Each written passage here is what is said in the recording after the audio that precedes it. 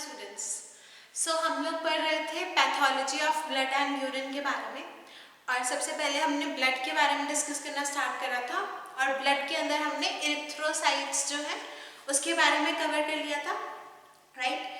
Erythrocytes के अंदर हमने जो एबनॉर्मल कंडीशंस थी उसके बारे में पढ़ लिया है कि हमारे पास थैलेसीमिया कॉज हो जाता है, सिकल सेल एनीमिया कॉज हो जाता है, हेमोलिटिक एनीमिया कॉज हो जाता है, पर्नीशियस एनीमिया हो जाता है, मेगालोब्लास्टिक एनीमिया हो जाता है और माइक्रोसिटिक एनीमिया हो जाता है और उसके अलावा पॉलीसाइथीमिया कॉज हो जाता है। अब नेक्स्ट हमारे पास आता है कि एक डायग्नोस्टिक पैरामीटर होता है या फिर टेस्ट बोल सकते हैं। हमारे पास क्या क्या जाता है उसके अंदर, इरिथ्रोसाइट सेडिमेंटेशन रेट या फिर ESR कैलकुलेट किया जाता है। इरिथ्रोसाइट सेडिमेंटेशन रेट या ESR का टेस्ट होता है। अब ESR या इरिथ्रोसाइट सेडिमेंटेशन रेट क्या होता है हमारे पास, ये रेट होता है या हमारे पास RBCs को कितना टाइम लगता है हमारे पास नीचे तक सिंक करने में। मतलब हम क्या करते हैं, एक वर्टिकल कॉलम के अंदर जैसे एक मेजरिंग कॉलम होता है, वर्टिकल कॉलम के अंदर हम RBCs डालते हैं, राइट। और RBCs को कितना टाइम लगता है इस पॉइंट से नीचे तक सिंक करने में, उस रेट को या उस टाइम को हम कैलकुलेट करते हैं और हम इरिथ्रोसाइट सेडिमेंटेशन रेट जो है वो कैलकुलेट कर देते हैं। और हमारे पास जो इरिथ्रोसाइट सेडिमेंटेशन रेट को कैलकुलेट करने का जो मेथड, हमारे पास दो मेथड होते हैं। एक मेथड होता है हमारे पास वेस्टर ग्रीन मेथड और दूसरा होता है हमारे पास विंट्रॉप मेथड, ठीक है। और नॉर्मल वैल्यूज हमारे पास RBCs के सेडिमेंटेशन की क्या होती है कि 5 से 15 mm तक 1 घंटे के अंदर हमारे पास मेन के केस में हमारे पास सेडिमेंटेशन हो जाती है, यानी कि 5 से 15 मिलीमीटर्स हमारे पास 1 घंटे में RBCs जो है वो नीचे मूव करेंगी। और फीमेल्स के केस में 5 से 20 mm तक हमारे पास जो एरिथ्रोसाइट्स या RBCs है वो 1 घंटे में विमेन के केस में हमारे पास मूव करती है। अब ये जो ESR है या फिर इरिथ्रोसाइट सेडिमेंटेशन रेट है, ये हमारे पास बताता क्या है या फिर क्या यूज होता है इसका हमारे पास। अब जिन पेशेंट्स के अंदर जो नॉर्मल वैल्यू है, जो हमने 5 से 15 mm तक डिस्कस करी, जिन पेशेंट्स के अंदर 5 से 15 से ज़्यादा होगी हमारे पास जो ESR जो है वो इंक्रीज आएगा, वो हमारे पास क्या शो करेगा कि उस पेशेंट को या तो एनीमिया है, ठीक है, या फिर हमारे पास उस पेशेंट को रूमेटॉइड अर्थराइटिस है, या फिर हमारे पास उस पेशेंट को पल्मोनरी ट्यूबरकुलोसिस है, या फिर हमारे पास उस पेशेंट को मायोकार्डियल इन्फेक्शन है। तो ESR का जो टेस्ट है उसके हेल्प से अगर हमें जो ESR है अगर वो ज़्यादा आ रहा है तो हमें पता चल जाएगा कि कौन सी डिसीजेस हो सकती हैं और इन डिसीजेस के साथ हम बाकी सारे जो सिम्टम्स हैं उनको कंपेयर करेंगे। और जैसे अगर हमारे पास किसी पेशेंट को वीकनेस है और वीकनेस के साथ हमारे पास ESR जो है वो बढ़ गया है, तो उसका क्या मतलब होगा कि पेशेंट को मोस्ट प्रोबेबली एनीमिया होगा। और हमारे पास अगर किसी पेशेंट को खांसी बहुत ज़्यादा हो रही है और उसके साथ हमारे पास उस पेशेंट के अंदर ESR जो है वो इंक्रीज है, तो वो क्या शो करेगा कि हमारे पास उस पेशेंट को हमारे पास ट्यूबरकुलोसिस कॉज हुआ है। और ऐसे अगर हमारे पास चेस्ट पेन्स हैं तो हमारे पास उसका क्या मतलब है कि हमारे पास मायोकार्डियल इन्फेक्शन है। और अगर जॉइंट पेन के साथ हमारे पास इरिथ्रोसाइट्स सेडिमेंटेशन रेट इंक्रीज हुआ होगा तो उस पेशेंट को मोस्ट लाइकली क्या होगा, रूमेटॉइड अर्थराइटिस। सो नेक्स्ट अब दूसरी कंडीशन क्या आती है हमारे पास कि अगर ESR जो है वो डिक्रीज हो जाए हमारे पास नॉर्मल वैल्यू से, तो कब डिक्रीज हो जाता है, अगर हमारे पास हाइपरप्लेजिया हो जाए बोन मैरो का, या फिर हमारे बोन मैरो जो है वो एक्सटेंसिवली वर्क करना स्टार्ट कर दे, आपको पॉलीसाइथीमिया वेरा हो जाए। पॉलीसाइथीमिया बेसिकली ESR का अगर एरिथ्रोसाइट का अमाउंट इंक्रीज हो जाए तो हमारे पास उस केस में जो ESR है वो हमारे पास डिक्रीज हो जाता है। उसके अलावा कंजेस्टिव हार्ट फेलियर के केस में हमारे पास ESR जो है वो डिक्रीज हो जाता है। सो ये था हमारे पास इरिथ्रोसाइट्स के बारे में इंफॉर्मेशन। अब इरिथ्रोसाइट्स के अलावा हमारे पास ब्लड के अंदर जो नेक्स्ट हमारे पास सेलुलर कॉम्पोनेंट्स आता है वो था वाइट ब्लड सेल्स, या फिर हम उसको क्या बोलते थे, ल्यूकोसाइट्स। अब वाइट ब्लड सेल्स या ल्यूकोसाइट्स क्या होते हैं हमारे पास, white blood cells are the colourless cells, और वाइट ब्लड सेल्स के अंदर जो न्यूक्लियस है वो प्रेजेंट होता है। और वाइट ब्लड सेल्स का जो हमारे पास साइज होता है वो भी आरबीसी से ज़्यादा होता है। उसके अलावा हमारे पास आरबीसी के कंपैरिजन में वाइट ब्लड सेल्स का जो नंबर है वो भी बहुत ज़्यादा कम होता है। हमारे पास आरबीसी का 4.5 to 5 मिलियन पर मिलीमीटर क्यूब था, और इन केस ऑफ डब्ल्यूबीसीज हमारे पास 4000 से 11000 तक पर मिलीमीटर क्यूब हमारे पास डब्ल्यूबीसीज होते हैं। अब डब्ल्यूबीसीज का हमारे पास मेजरली 3 टाइप के डब्ल्यूबीसीज होते हैं। सबसे पहले आता है हमारे पास ग्रैन्युलोसाइट्स, दूसरे आते हैं हमारे पास लिम्फोसाइट्स, तीसरे आते हैं हमारे पास मोनोसाइट्स।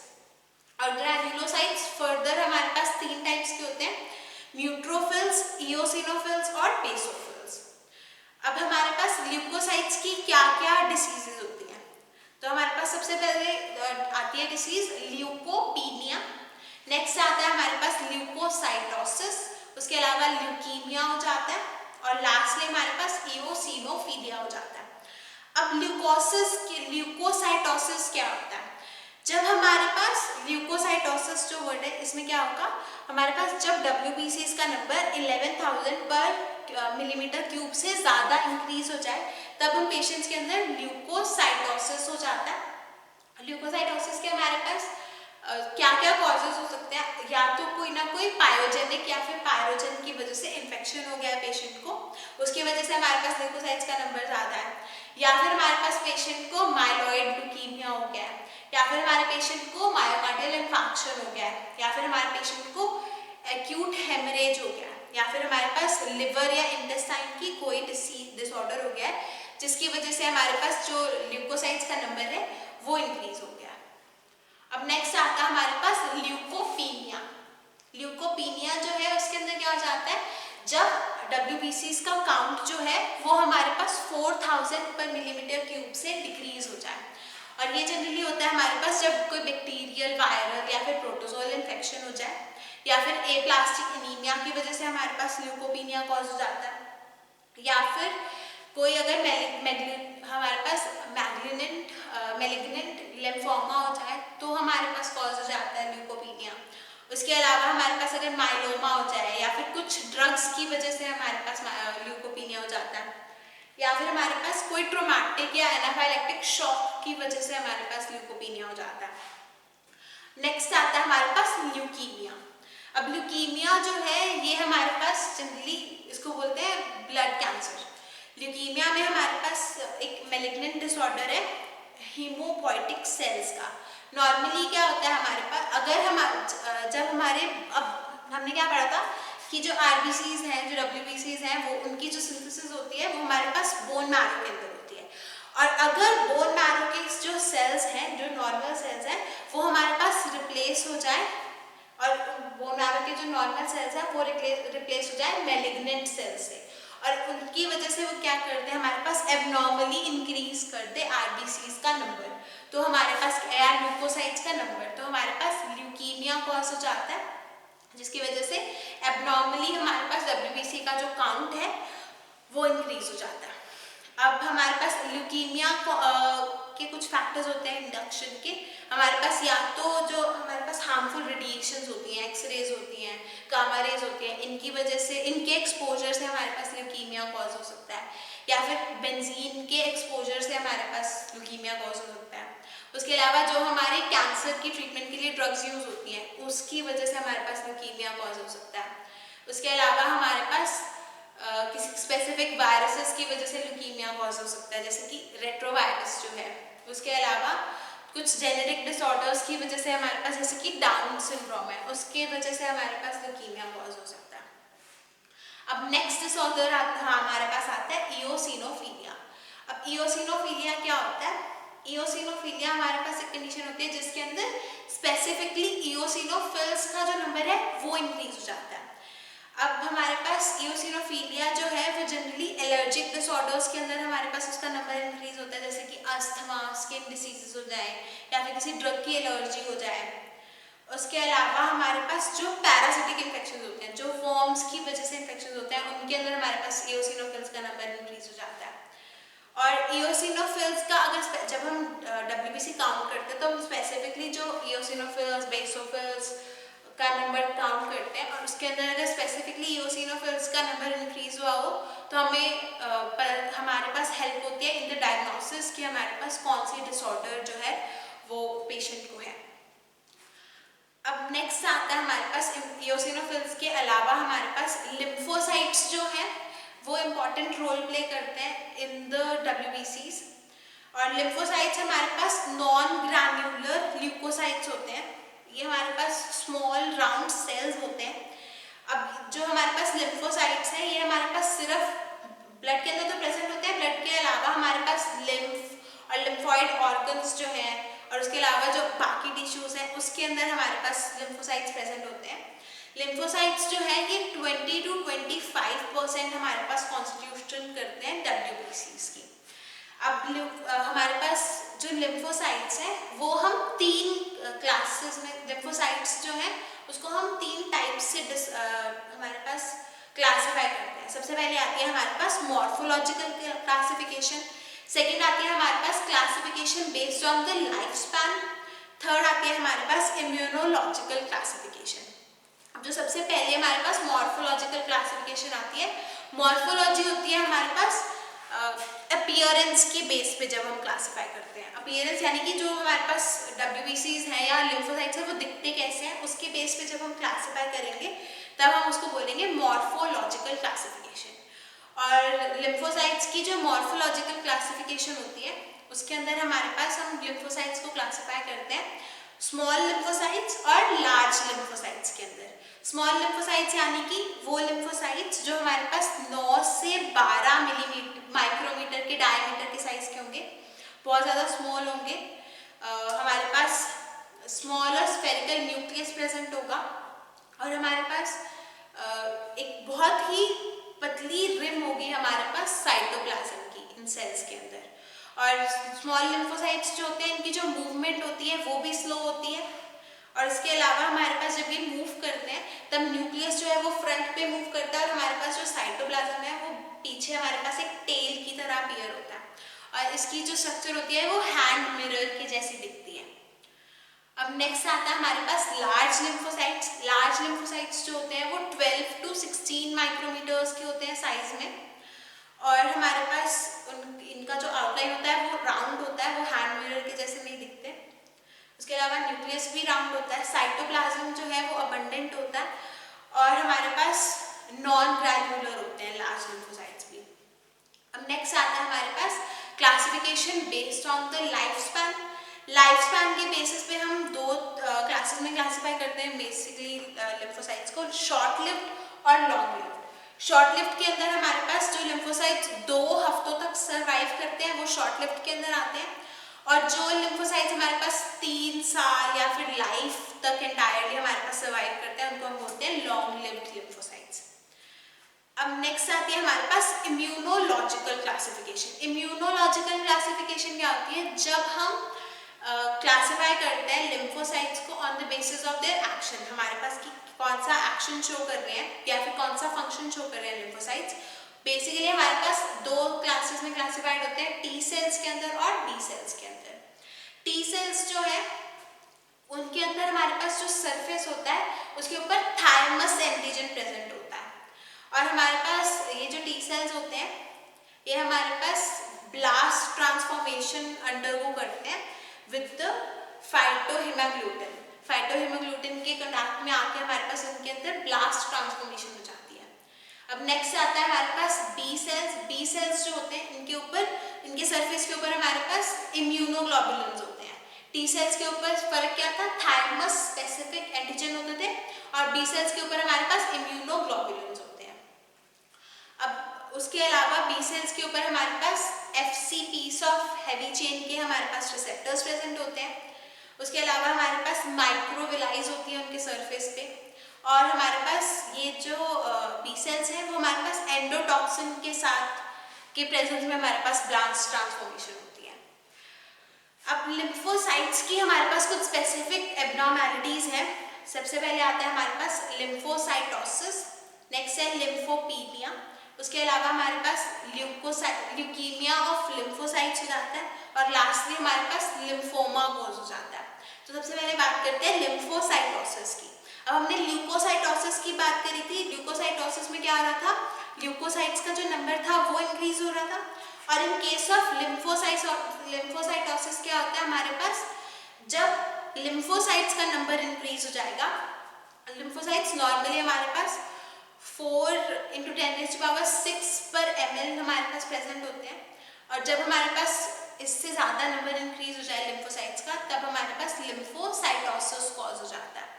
अब लिम्फोसाइटोसिस जो है वो हमारे पास वूपिंग कफ के केस में नंबर इंक्रीज हो जाता है। उसके अलावा हमारे पास जब कोई इन्फेक्शियस डिसऑर्डर हो जाए उसकी वजह से हमारे पास नंबर इंक्रीज हो जाता है। उसके अलावा जब लिम्फेटिक ल्यूकीमिया हो जाए तब हमारे पास नंबर इंक्रीज हो जाता है। उसके अलावा ट्यूबरकुलोसिस या हेपेटाइटिस के केस में हमारे पास लिम्फोसाइट्स का नंबर इंक्रीज हो जाता है। उसके अलावा मीजल्स, मम्प्स या रूबेला या चिकन पॉक्स की जितनी भी हमारे पास वायरल डिसऑर्डर्स होती हैं उनके केस में हमारे पास लिम्फोसाइट्स का नंबर इंक्रीज हो जाता है। अब नेक्स्ट आता है हमारे पास लिम्फोपीनिया।